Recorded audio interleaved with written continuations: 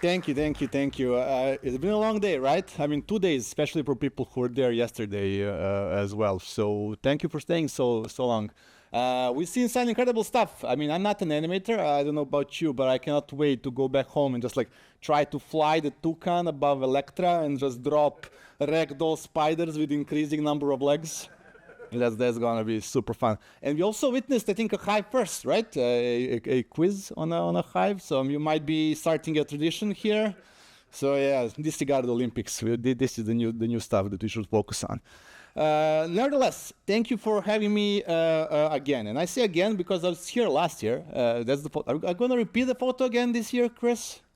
Sure, yeah, okay. So we should probably wrap this up so we can catch a little bit of sun and get a better photo. It was super lovely being here last year. I kind of got a chance to visit like 1/3 of the Paris that I wanted. I did second third this year, so maybe next year I can do the full tour. But I did get a chance to meet a lot of wonderful people. Some of those people are here as well.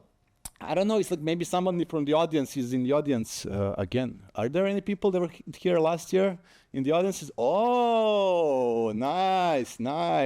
Fantastic. That's lovely. I mean, last year my talk was a bit different than today, what today's talk is going to be about. Last year I had a chance to kind of like little bit guide you through my like journey over the last few years, how I dealt with proceduralism and how I incorporated it with my both daily job and my doodling. This year is going to be a bit different. Some things did not change. I'm still like working in mobile games, in the mobile gaming industry. So my day-to-day like procedural problems are usually around stuff which you see here on screen. So I'm dealing with crowds, I'm dealing with customizing player characters, I'm dealing with like VFX and stuff like that, but on a mobile gaming level, which is a bit more subdued.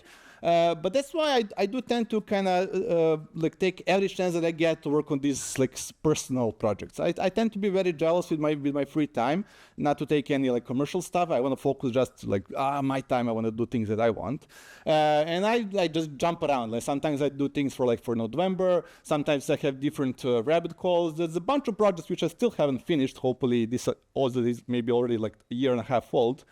But my current rabbit hole is like procedurally replicating stuff from Scavenger's Reign. And if you haven't seen that show, it's an amazing show. Definitely go and check it out. I think it's a masterclass in visual storytelling.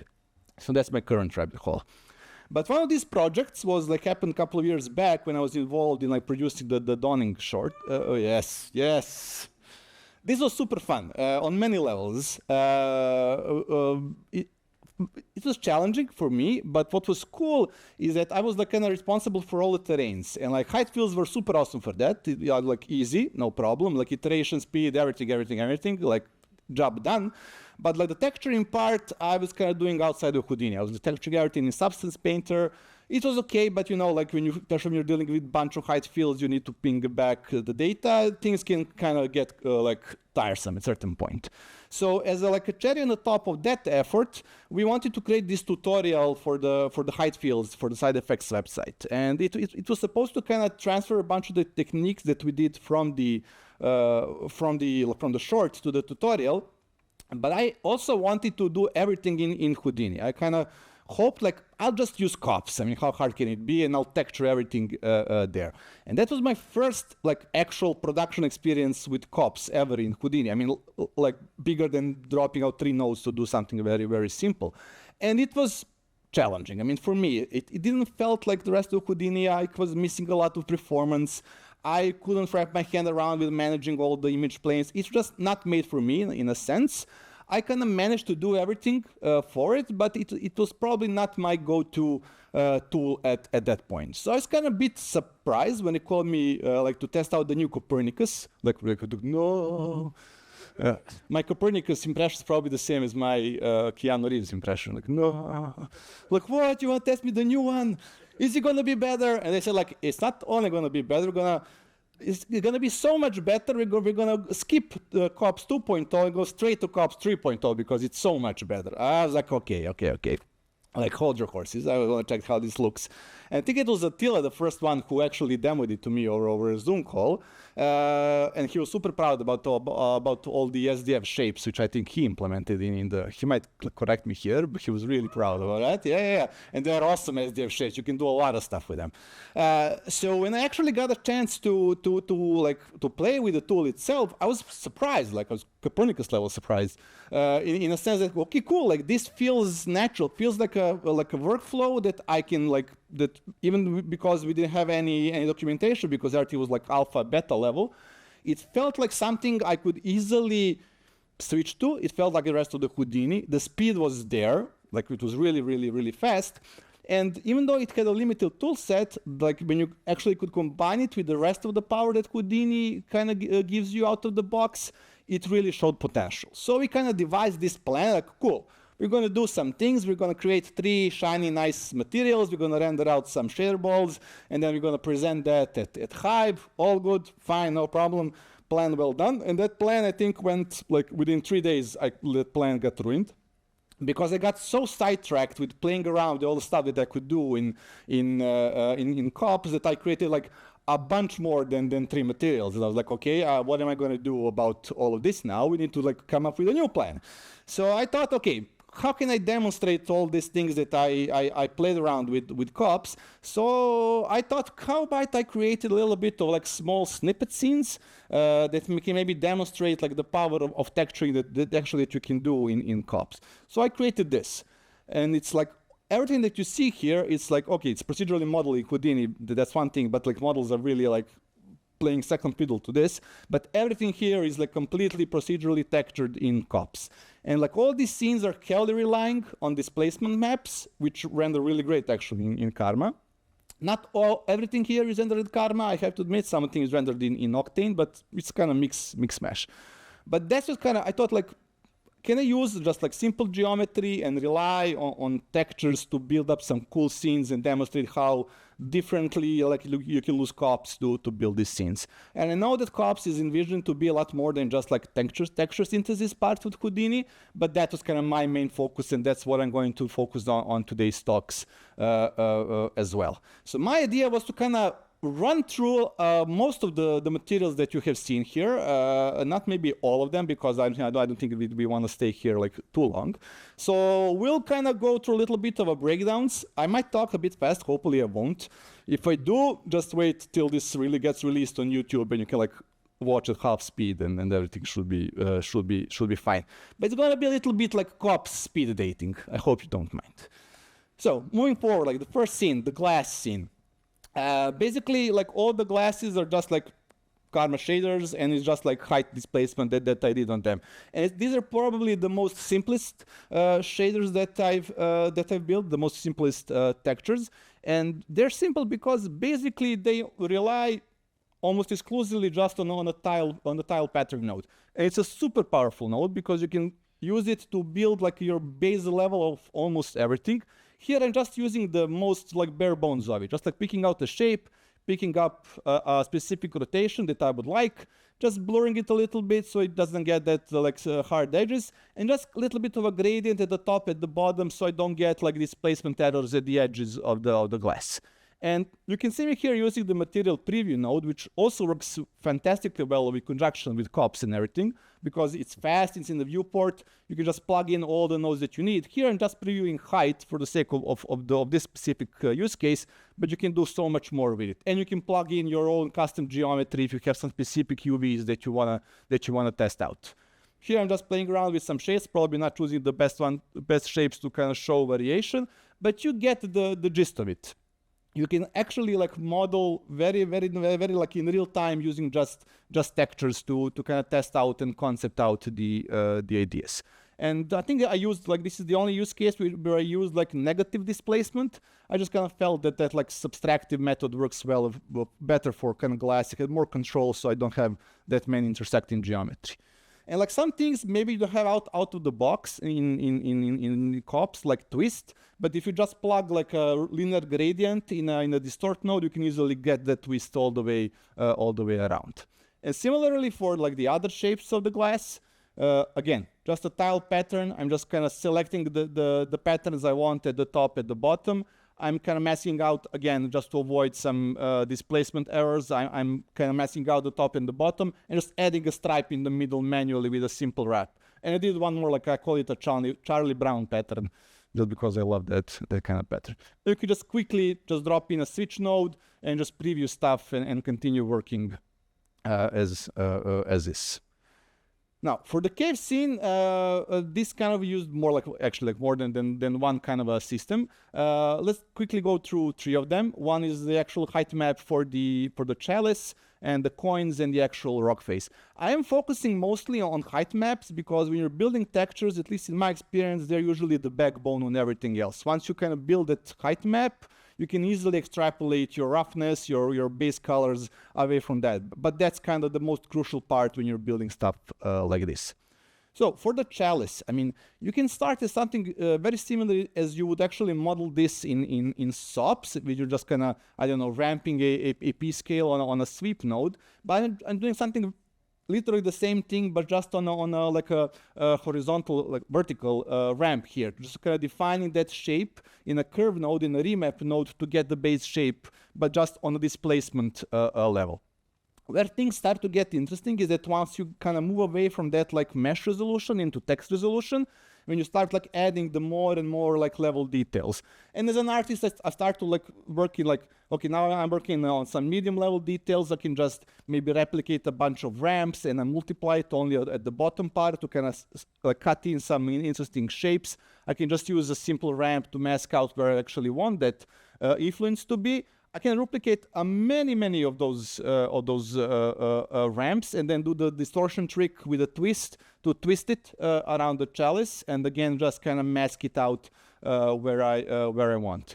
And you can just see me here like trying to kind of slowly build up all the details. And at any point you can just go back and change whatever. It's super quick. You can work in 1K, 2K. It doesn't really like matter that much. The responsiveness is usually quite there, and it looks even better when you actually render it out using displacement. Right now, I think I'm just repeating those details up there in the top part, but they're not representing because they're too small, I think, for this displacement preview LOD level. And then I'm just kind of trying to kind of replicate some of the techniques that I'd used before. I can just use a tile pattern to tie a little bit of just hexagons and polygons at the bottom. We will see them appearing, I think, hopefully soon there. Just calculate like these are my maybe holders for like gems, which I can remap and like at least sculpt the silhouette a little bit. And when you're doing things like this, you should probably be a little bit careful about the number of tiles that you're doing. So if you're leading with, I don't know, 8 gradients to cut out the base shape, then your every additional level of detail should probably be some multiple levels of 8, either like 16 or 24 of those gems and whatnot. Same approach for the middle part. I'm just isolating the tile sample for that part. This is where I want a little bit more gems, so I have some specific controls. I found a very interesting like circular base pattern, which I wanted to cut out from that middle part to add some maybe like tertiary details.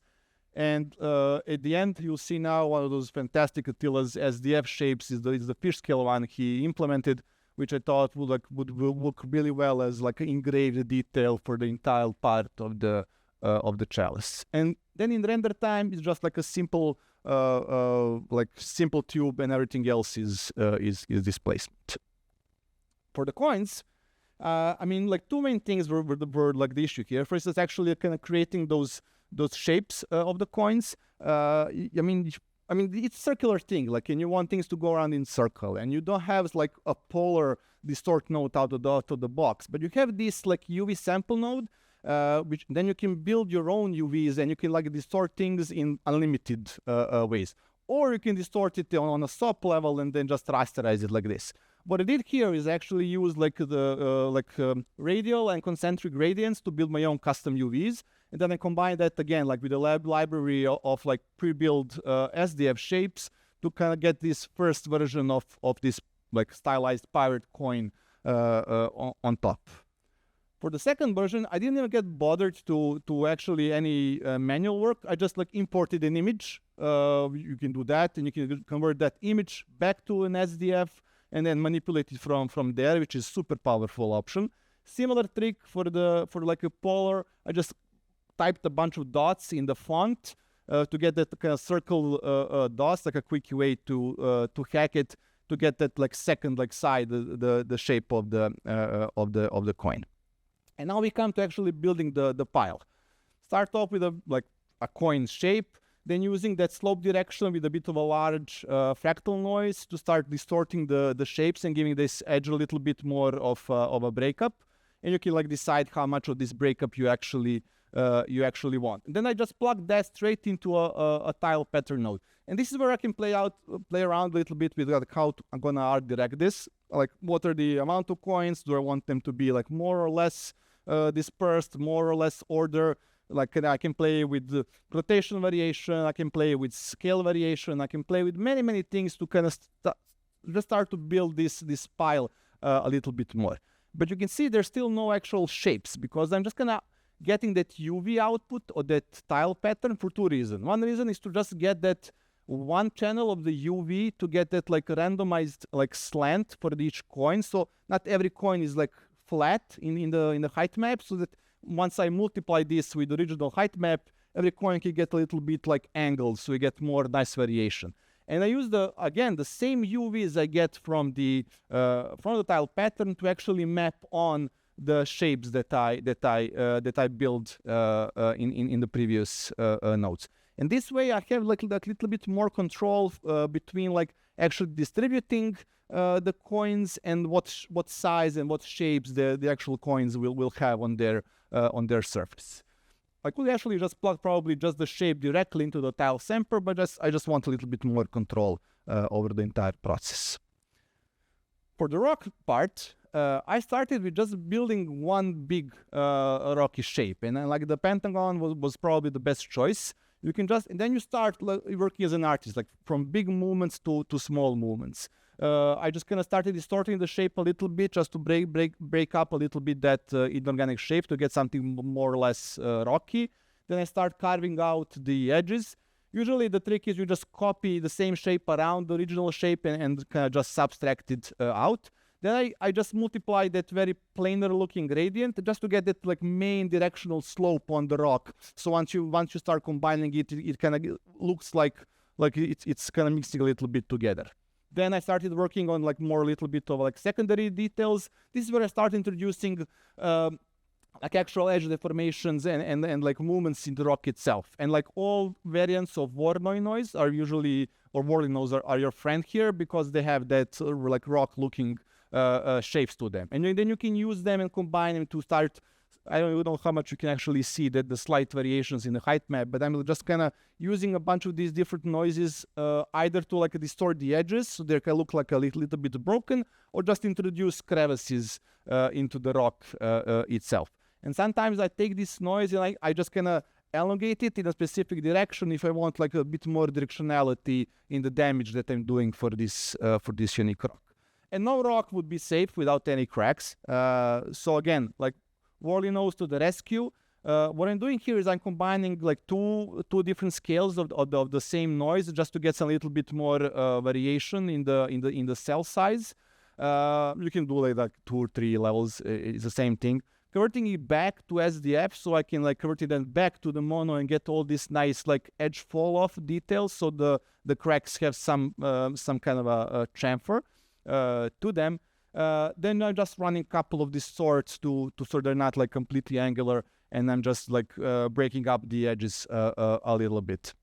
And once I just multiply it over the base height map, you can like choose how much of these cracks you want. And then you just plug that into a tile sampler. You can like tile sample a tile pattern a little bit to like more of these variants, like a smaller bunch of rocks, bigger, smaller. And then I start actually subtracting and combining those variants as well to get even more variation from this single rock. I think that the final touch was just me isolating the part without any rocks, just to introduce a little bit of a more like tertiary details here with like isolated parts of a high frequency noise. And then like kind of bringing that like idea of modeling with textures to maybe like a bit more higher level is like the tire thing. we'll go, I think, only to two materials here, but like the whole rim is just like displacement from a single plane, and even the outer rim of the tire is very simple geometry. So for the actual wall of the tire, this was a bit more of a manual process because I was like actually looking at the reference on my second monitor and trying to kind of replicate the shapes and the flow lines that you actually get in a tire wall.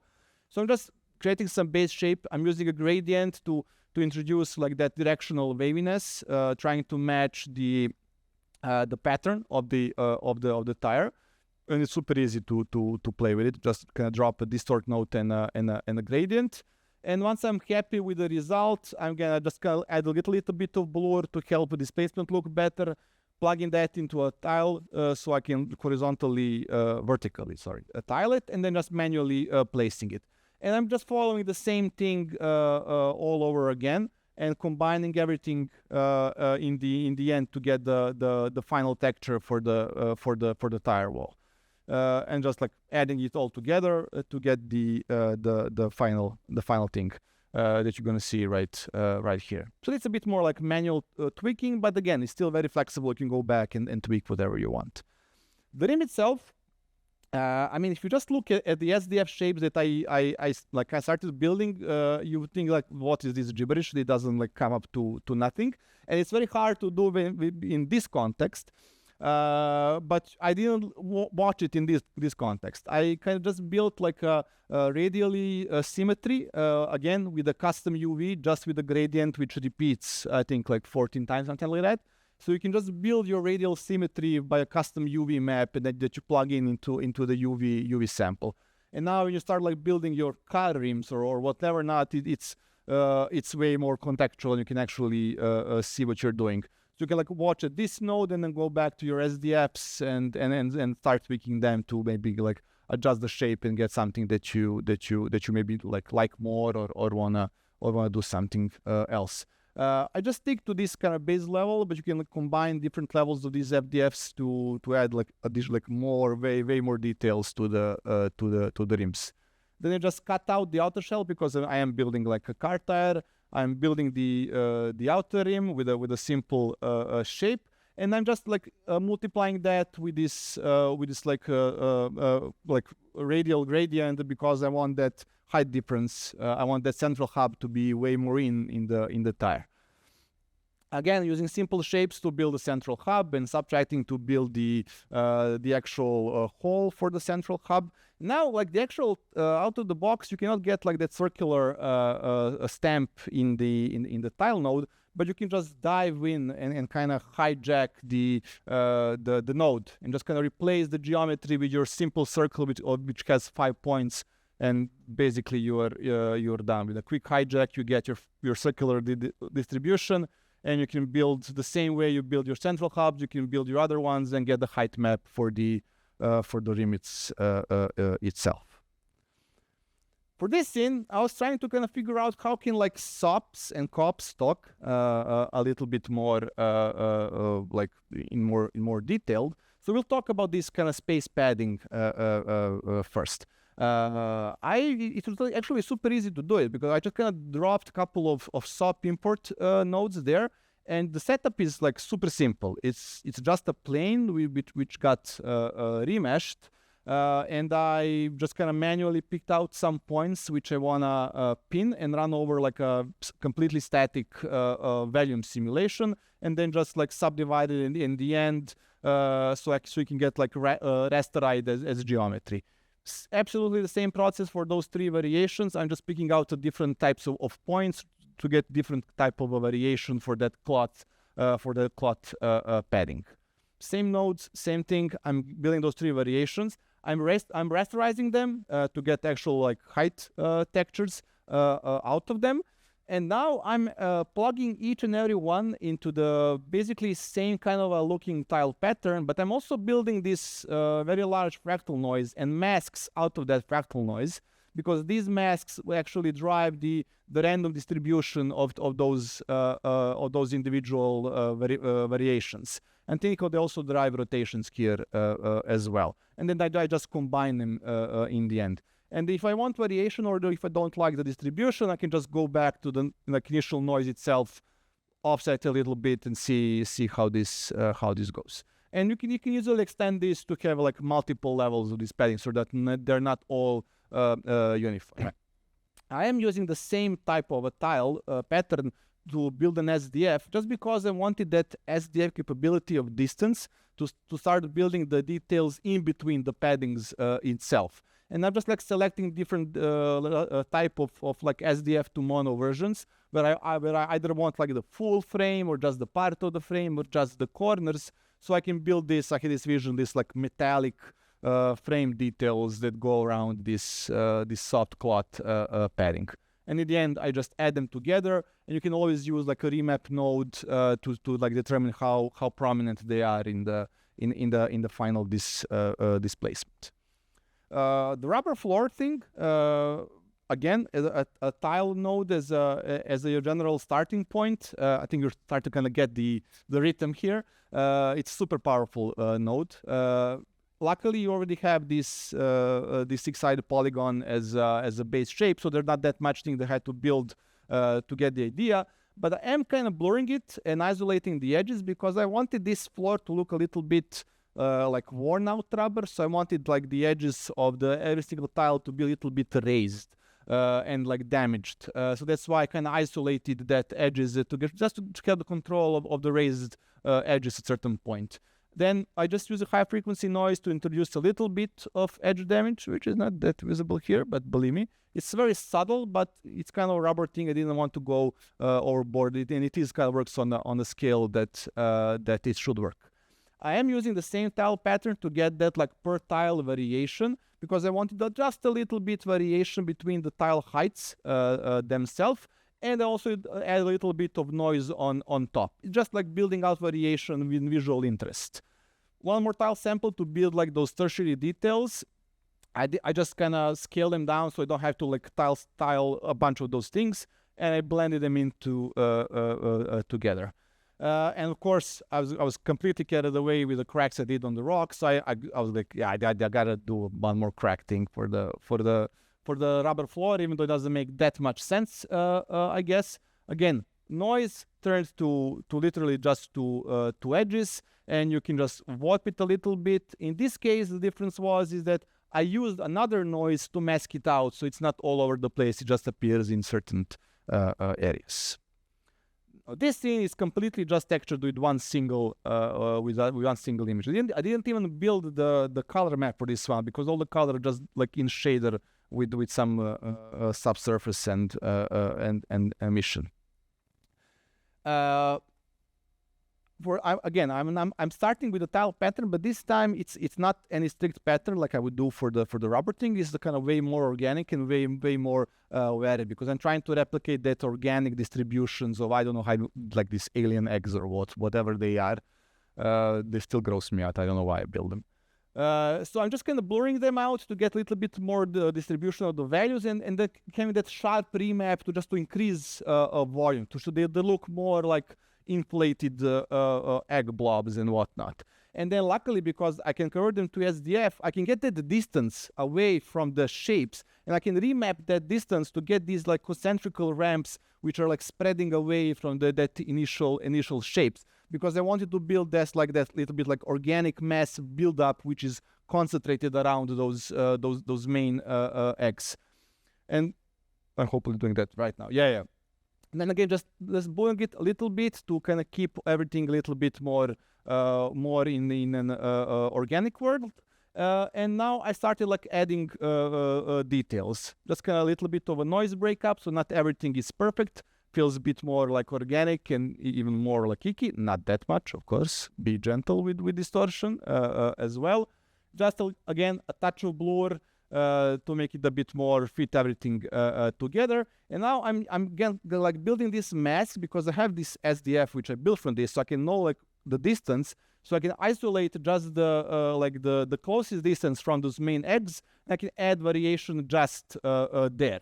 Then I scattered a bunch of lines trying to replicate a little bit of a vine shape, like organic veins, and just bringing that in again, remapped with that steep curve, so they're like they have more more volume. And I'm just bringing this into the mix with the maximum blend level, so it just kind of fits in nicely. And in the end, I just add a little bit more details around the actual egg shapes in the end. And I think that the final touch, the final like tertiary level, was these small grungy bits on top. This scene was more of a like actual exercise in like, let's do some tile patterns. Like I just want to do tile patterns, no organic stuff, just really tile pattern. Let's push that node a little bit to the max. And starting with the roof, this is a bit more stylized. Luckily, you already have a nice shape, which is called the squircle? I don't know. Which can be used to building this kind of a stylized rooftops. Again, I kind of took out the UV map for two reasons. I needed this kind of vertical gradient that goes around every piece of the roof. Two specific reasons. One is that because I actually wanted to kind of directionally blur just the edges of every roof tile. So when you displace it, it looks a little bit more angled when you use it as a displacement map. And the second reason was because I wanted to kind of expose those edges and then introduce like this wooden type of details only in those parts. Now, how did I come up with actually building this wood? It's actually a super simple trick. You can just start with like very elongated noise, scattered some like faded spheres, blur them out, use them as like a distortion tool just to kind of bulge out the textures away to create like room for those like wood knots. Then I can blend in the original shapes as well to make them white.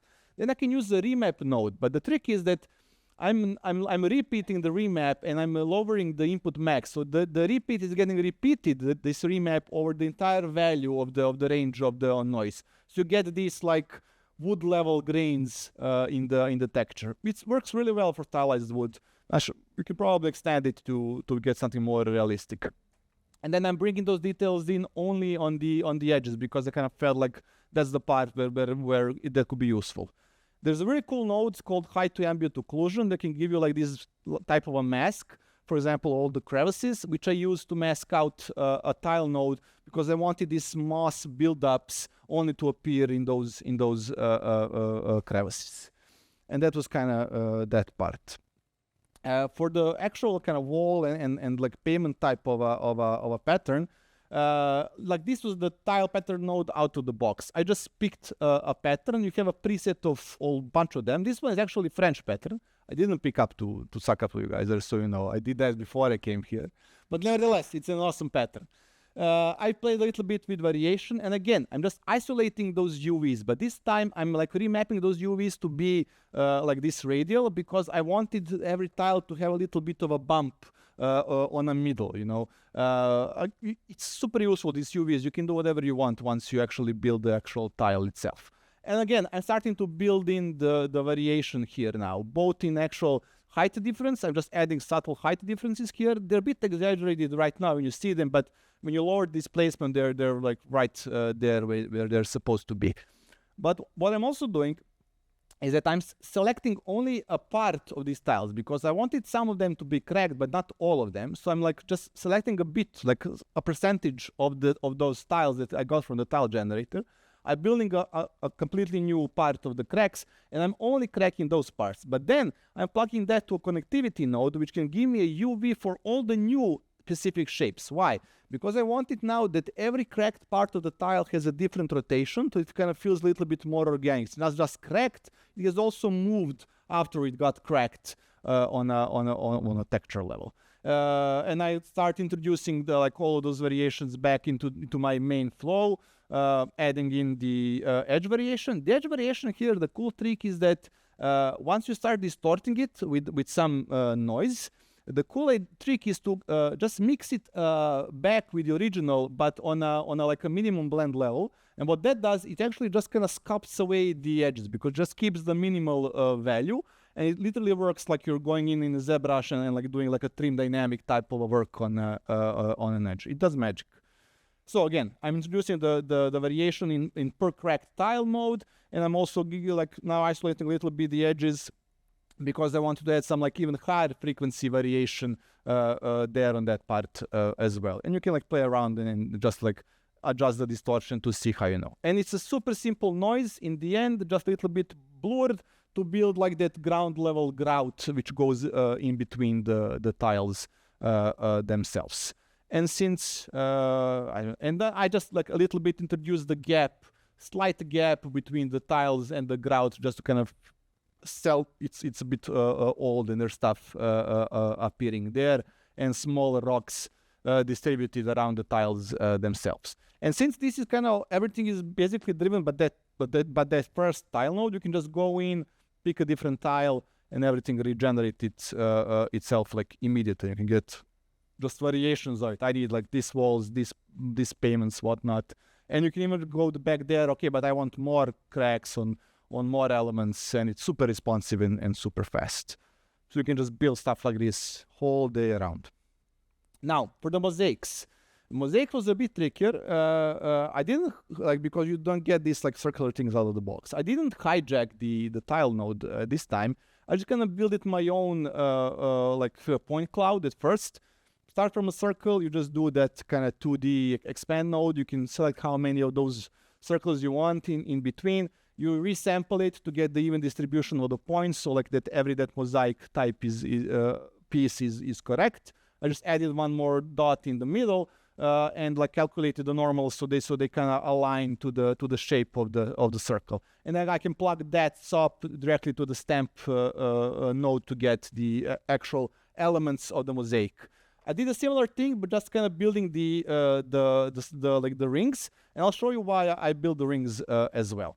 Then I just took the UVs from like a tile sampler node with just simple circles, because I just needed circular UVs which overlapped, and then I resampled that base shape. It kind of allowed me to keep that control separate. And I did the same thing for the rings.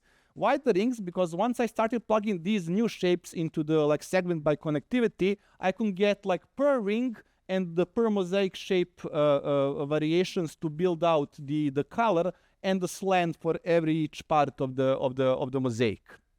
And you'll see me doing that right now. So for the color, which I should be starting working on now, sometimes it's really difficult to time your talk with the videos. And I'm talking fast, so am I talking too fast? Okay, oh, cool. Oh, that's first. So I'm just kind of remapping the gradient to this ring. So like the majority of the ring has the same color, but then I'm using the variation from a like mosaic piece to actually introduce a little bit more of a like hue variation type of a thing on a per piece level. And again, since it's driven by basically by one node at the end, you can just like choose how many of these things you want and build your variations. And it wouldn't be a Houdini presentation without flowers simulated in Vellum, I guess. That's the trend for the last couple of years. The cracked ground in this scene was actually super easy, because it's just your friendly noise. Like you start with it, you choose your scale that you want. You get these like per tile variations, so you can control it. You remap it a little bit, just so you can like balance out like how deep how deep is the middle part, or how high you want your edges. And then you start introducing details. Of course, hopefully you all learned now. Let's add levels of distort using noise to break up the edges and add visual interest.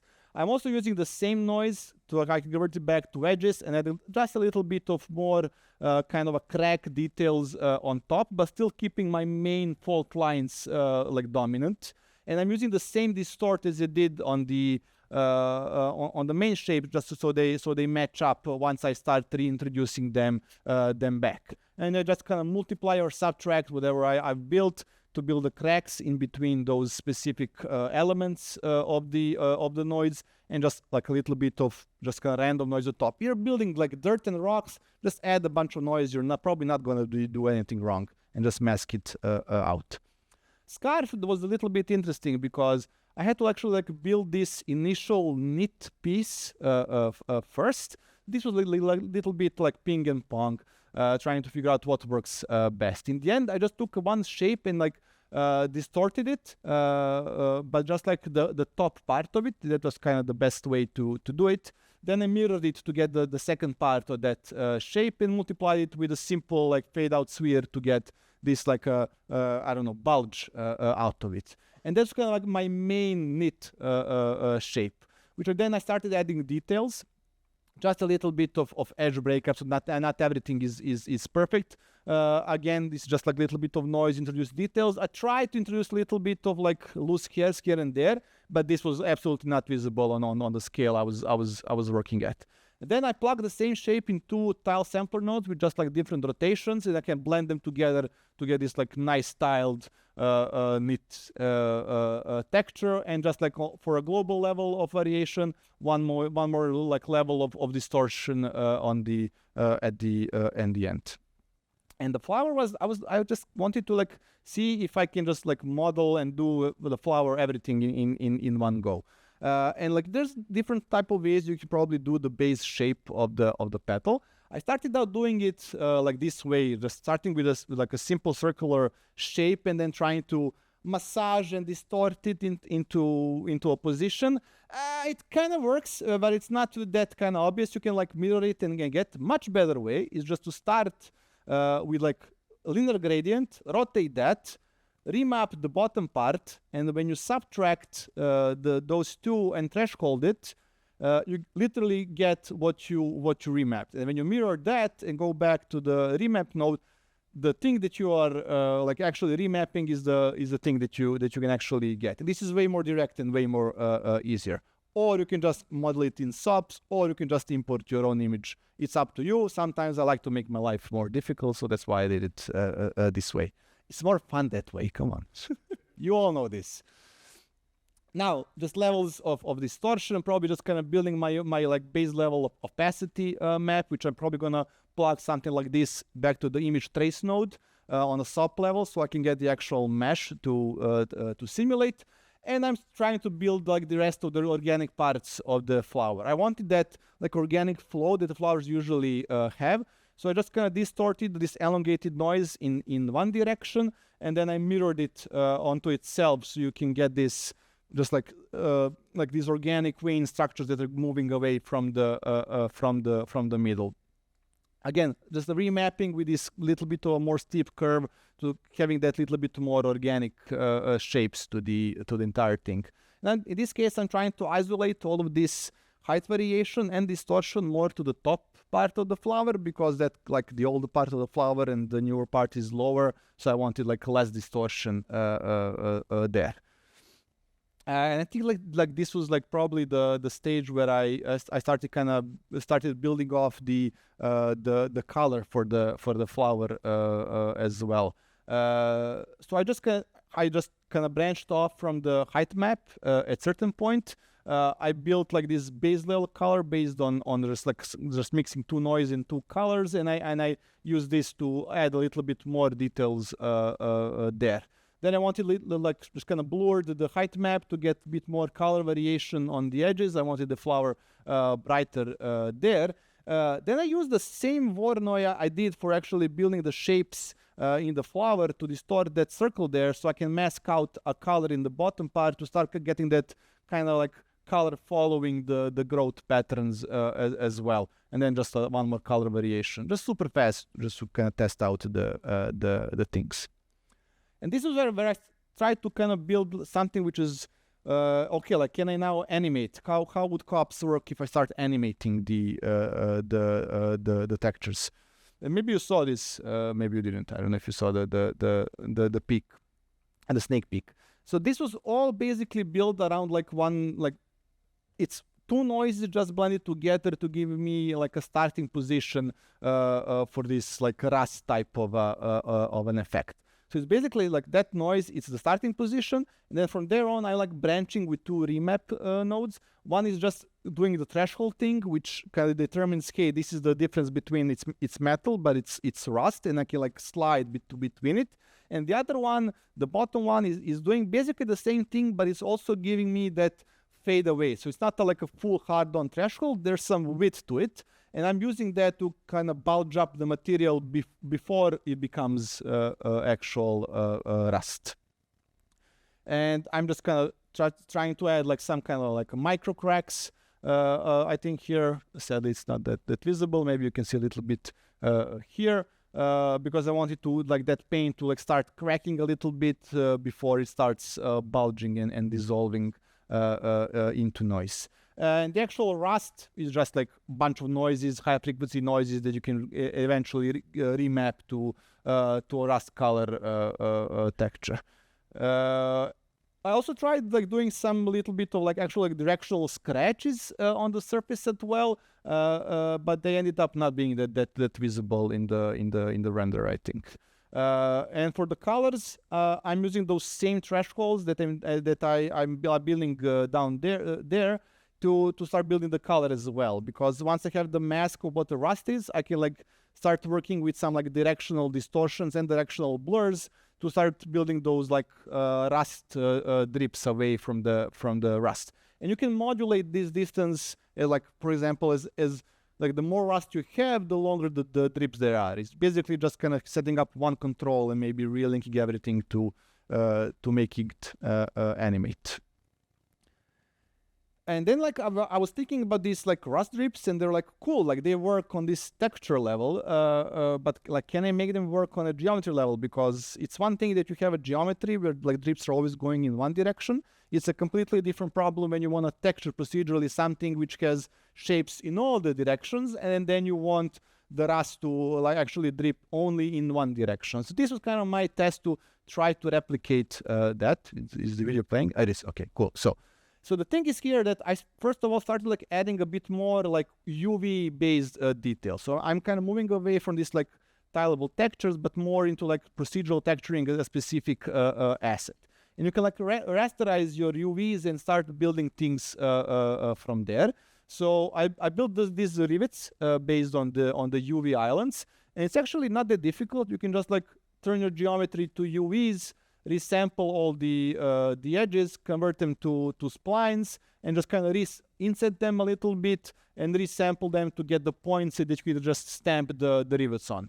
And it works automatically because whenever you change UVs, this will adapt easily. And then you can like set up your resample rate, whether or not you want like more or less rivets to play around, and you can like inset them more or less to get the desired like metallic look.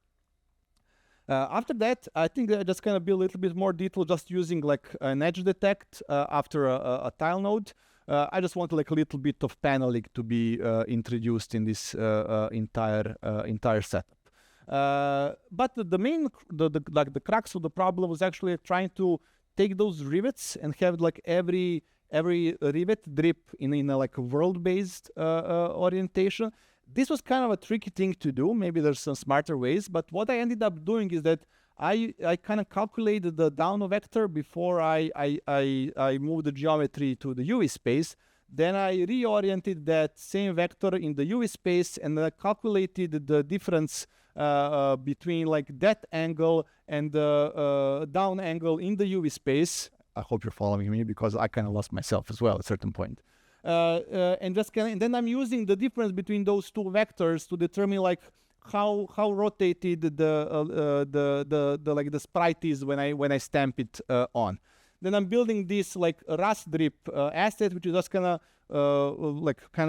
its pivot is in the middle. So once I can introduce it and stamp it with this like sprite rotation parameter, it kind of follows the world orientation. So I can actually get drips which are going down and following the shape and then the world direction.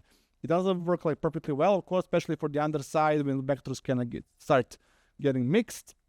Hopefully there will be a better solution for this pretty much soon. But you can do it, and it's not that hacky, just like a couple of lines of code that you can do. You can see I just like rotated an object and it like auto-calculates itself. And this is the part we actually decided to kind of left out of the presentation. For two reasons. One reason is I think it will just kind of be like duplicating the bunch of the things which I already explained. And second reason being is that I kind of hope that in this whole spirit of community sharing, we're probably going to share, I think maybe even all of these materials pretty much soon to the community. So you can just go in and like actually try to like create something better, hopefully. And that was kind of the it. That was my my breakdowns of these scenes fully based on COPs. Thank you.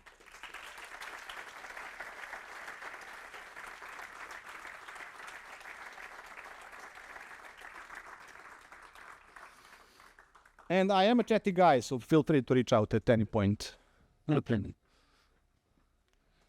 Sorry, Chris, didn't mean to make you run.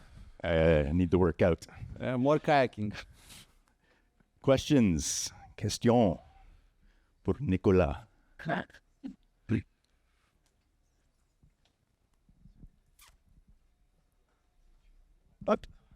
Thanks so much. It's really amazing, and it's been a really long time that I never saw such really cool things in co-op with this new Copernicus. Yes. And it opens a lot of possibilities. About being able to bake your displacement into objects, is it doable right now? I don't know, the glasses and other stuff, because production could use also micropolygons, all of these. Are asking me if you can like turn those displacement maps back into the objects. Is that the question? Yeah. I mean, technically you can. You can just drop a dense enough mesh. You can apply displacement on a sub level, and you can remesh it from there. And probably the new quadrimesher will probably be your best friend there as well to actually build an actual model from this. And what's also cool, which I haven't tried, but just came to mind, because the new quadrimesher, you can introduce specific guides, and then you can probably actually like bake out like edge maps from the COPS level as well to guide the quadrimesher. That will definitely help as well. Yeah. I have got a bunch of questions. In fact, the second one is: can you, when you import a SOAP, can you use any attributes that you set into your SOAP, like several vector, normal map, stuff like that? Can you please repeat the question? Yeah. For now, you use a SOAP import to import into Copernicus. Yes. Can you use any attributes? And you can rasterize, yes, you can rasterize any custom attribute. You have a presets. I think that right now the rasterizer node has some presets, which is like depth, I think normal AO, stuff like that. But you can literally rasterize any custom attribute that you have in your geometry. Okay. So you can build your like edgeware on a SOP level using like, I don't know, a measure node, and you can rasterize that as a mask to use in COPS. Perfect. And last question. What is the resolution max that you can use in Copernicus? So I had no problem working in 2K. I'm working on this laptop, which, I mean, I think Copernicus is like fully run on GPU. I'm working on this laptop, which has like, I think 4070 mobile. I mean, it's not super high end, but it's not too shabby as well. I've been working all the time exclusively in 2K and exporting 4K and 8K easy. I did run out of memory maybe once or twice, but that was usually the case when I wanted to export like 6 8K maps at the same time. Okay. Okay, yeah, it opens a lot of possibilities. Yes. Yeah, thanks a lot. But the cool thing is that you can work in one resolution, and just like in the end of the line, you can drop a ROP node and say, just render this output at this resolution, and it will just do that. Yes. Hi. Hello. I just wanted to know if it was possible to just draw a pattern and use it. Yes. I mean, you can, not directly on a COP level, but you can drop a SOP node, and you can do that new, I think, like texture, like mask from texture type of a thing, which is basically a 2D volume. You can actually like paint a texture in Houdini and use it as a pattern or whatever you want. So there's not like a drawing node currently in COPS, but you can draw in SOPs and then just import it from there. Okay, thanks.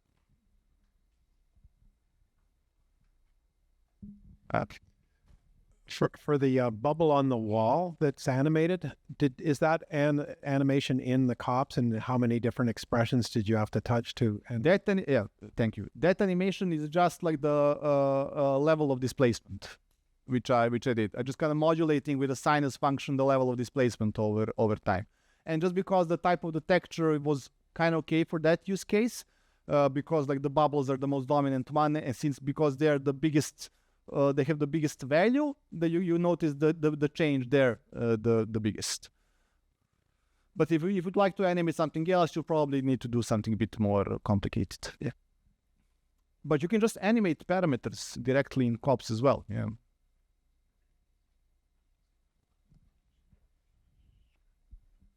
So if you make a material in here and you, let's say, you just assign it in Solaris, does it sort of bake it to actual textures beforehand, or does it stay live? Because let's say you have a thing and you zoom in it, like just to like a macro level, does it sort of automatically update, or is it fixed to the resolution that it's set that you're in on the COP level, or does it automatically sort of? As far as I know, it's fixed on the level that you're working with, because I think it needs to be built out to some kind of a texture, especially if you're using like XP or something, it needs to be transferred to some level. And I know we discussed this before. There's this example of this like very intricate pattern type of a thing that they did for the sneak peek. I'm also very curious how they did that. I'm guessing it was like multiple levels of textures, so when you zoom in, you get higher and higher and higher resolution. Yeah, that's what I was wondering, if that's sort of a live thing that keeps updating, that you just keep getting more detail the closer that you get, or if that's not. No. You're bound to the resolution that you're working with.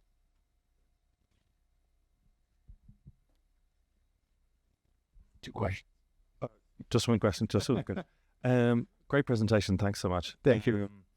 The SDF nodes, they're all generator nodes, are they? Or is there anything to sort of generate SDFs from things like edge detections or stuff like that? So I'm sure that Attila can give you more info, but you have this like base level of SDF shapes, and there's a lot of them actually already implemented there, which are just like your usual SDF implementation.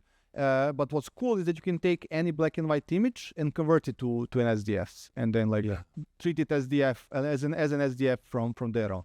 It will calculate the distance based on the like edge values and everything. So literally, almost everything can be turned into an SDF. Yeah.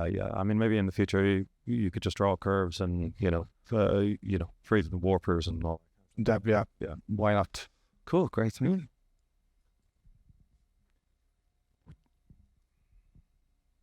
Amazing stuff.